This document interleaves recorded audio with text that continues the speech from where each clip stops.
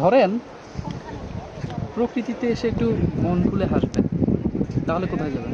অবশ্যই এই জায়গাগুলোতে আসবেন। কবে শেষ মন খুলে হাসছে বলে?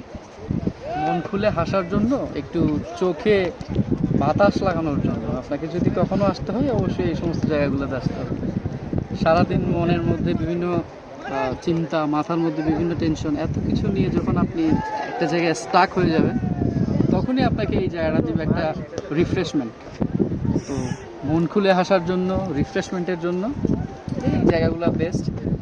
এবং এত আহামরি কোনো কিছুই নাই, সব ন্যাচারাল ভিউজ, সব কিছু মানে যদি মাথাটাকে একেবারে রিফ্রেশ করে ফেলতে চান, সব কোলাহল মুক্ত ঘুরে যাবেন এই জায়গাটা।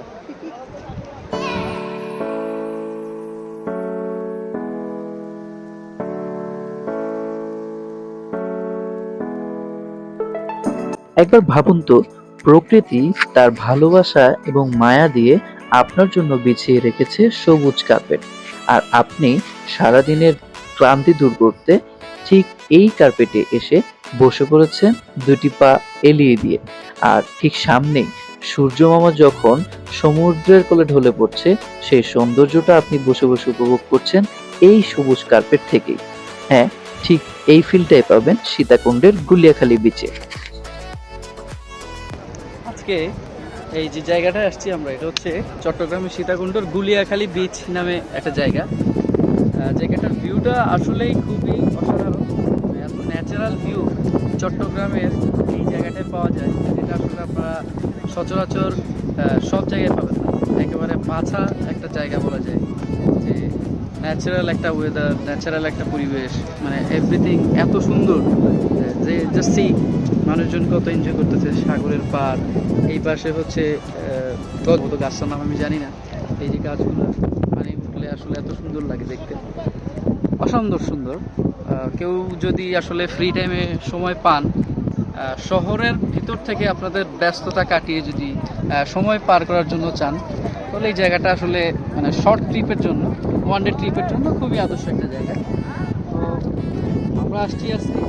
প্লাস আরেকটা বিষয় এটাতে অ্যাড করা যায়, সেটা হচ্ছে যখন ওয়ান ডের একটা ট্রিপে আসবেন, এখানে একদিনের একটা ট্রিপে যখন আসবেন, এখানে সীতাকুণ্ডে ভাবির হোটেল নামে একটা হোটেল, এই হোটেলে খেতে কখনোই ভুলবেন না। তো আমরা আজকে যে প্ল্যানটা করছি, আসলে আমরা আসছি শহর থেকে, চিটাগং সিটি থেকে 4-5 জন আসছি। এসে ফার্স্টে আমরা লাঞ্চটা শেষ করলাম, যদিও আজকে একটা বিজি ডে ছিল।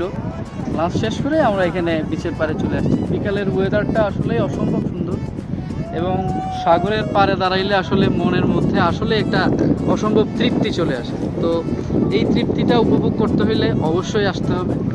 শত ব্যস্ততার মধ্যে হইলেও ফ্রি টাইম বের করে এই জায়গাগুলো ঘুরে যেতে হবে।